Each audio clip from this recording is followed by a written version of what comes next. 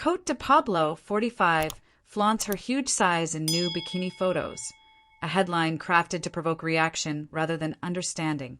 It's the kind of language designed to shock, to invite judgment, and to turn a woman's body into a spectacle. But once the noise fades, the real story becomes clear. This isn't about a bikini. It's about control. For years, Cote de Pablo was admired for her intelligence, charisma, and powerful on-screen presence. She wasn't marketed as a typical Hollywood starlet, and she never relied on constant exposure to maintain relevance.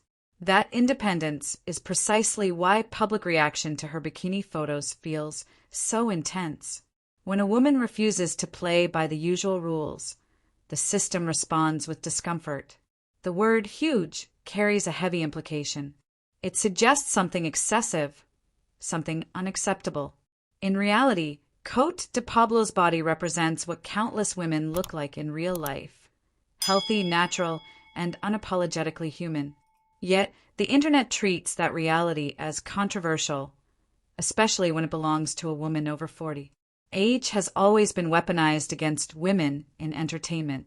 Once youth fades, visibility becomes conditional. Women are expected to age quietly, gracefully, and off-camera. Cote de Pablo didn't do that.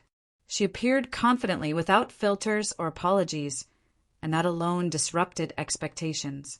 Supporters saw empowerment. Critics saw defiance. That split reaction reveals how deeply society struggles with female autonomy. When a woman owns her appearance, especially outside the narrow standards of youth and thinness, people rush to assign motives. Attention-seeking, desperation, reinvention. Rarely do they accept the simplest truth. She's comfortable. What's especially telling is how the headline strips away her identity. Actress, performer, creator, all replaced by a single phrase focused on size. This reduction is common, but no less damaging. It reinforces the idea that a woman's value at any age is still measured visually before anything else. Cote de Pablo has never centered her career on public approval. She walked away from NCIS at the height of its success, proving she valued self-respect over exposure. That same mindset appears here. These photos don't feel like a plea for relevance. They feel like indifference to judgment. And indifference is powerful. The backlash reveals an uncomfortable truth. People aren't offended by bikinis. They're offended by confidence they can't control. A woman who doesn't ask permission challenges systems built on approval.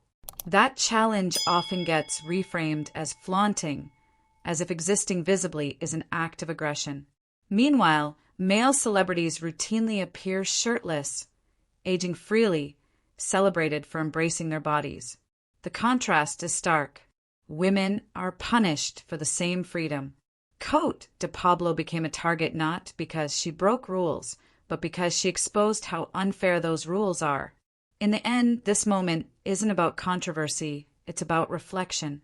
It forces audiences to confront their own biases about age, beauty, and worth. Cote de Pablo didn't change.